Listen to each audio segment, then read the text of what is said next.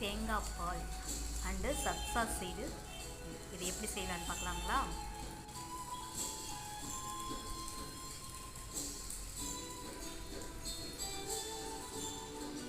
தேங்காய் எடுத்துக்கோங்க, நல்லா கட் பண்ணி மிக்சியில் போட்டு பால் எடுத்துக்கோங்க, தேங்காய் பால் எடுத்துக்கோங்க.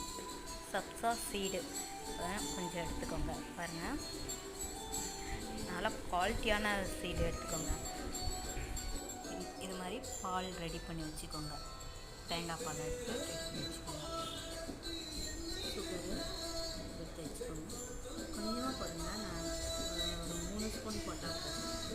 கொஞ்சமாக சுகர் யூஸ் பண்ணுறோம், சீடு யூஸ் பண்ணுறோம்.